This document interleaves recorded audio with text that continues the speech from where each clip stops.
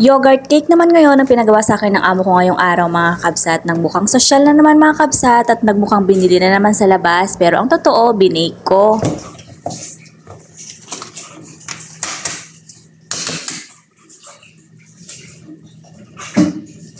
At eto nga pala yung unahin kong i-mix mga kabsat. Bali sa cake na to ay gagamit ako dito ng 4 na piraso ng itlog, 1 cup sugar, 1 piraso ng plain yogurt mga kabsat, at 3/4 cup of oil.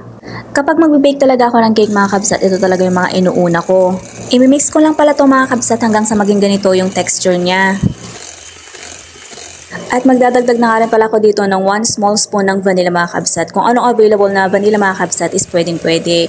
Tapos magdadagdag ako dito ng 2 cup ng harina. Siyempre hindi mawawala yung pampaalsa mga kabsat, pinaka-importante yan. 1 spoon baking powder nga pala nilagay ko dyan mga kabsat at imimix ko na nga pala ulit. Dahil magbabiyahe na naman kami mga kabsat kasi pupunta kami sa biyanan ng amo ko, ayan nagpagawa ng cake mga kabsat para sa biyanan niya.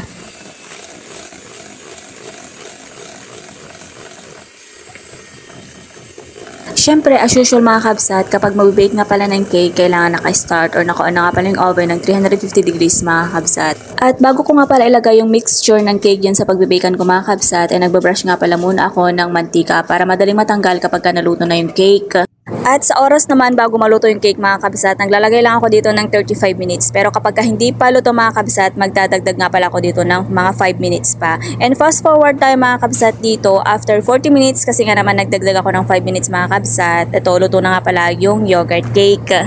At para magmukhang sosyal at parang binili sa labas mga kabsat, meron pa ako ditong extra na lalagyanan ng cake mga kabsat na hiningi ko pa sa mama ng amo kong babae, Charis. Mapapawaw ka naman talaga sa pagkakagawa ng cake mga kabsat kasi nga naman tingnan nyo naman mga kabsat, napakaganda ng pagkakagawa ko. Kapag nga pala nagbe-bake ako ng yogurt cake mga kabsat, hindi na nga pala ako dito gumagawa ng sauce mga kabsat or pinaka-icing niya kasi nga naman powdered sugar lang mga kabsat is okay na. Yung tipong wala naman akong kaalam-alam sa pagbe-bake mga kabsat, pero simula nung nag-abroad ako natutunan ko. Lalong-lalo na kapag nakatoka ka talaga sa kusina mga kabsat, marami ka talaga matututunan sa pagluluto.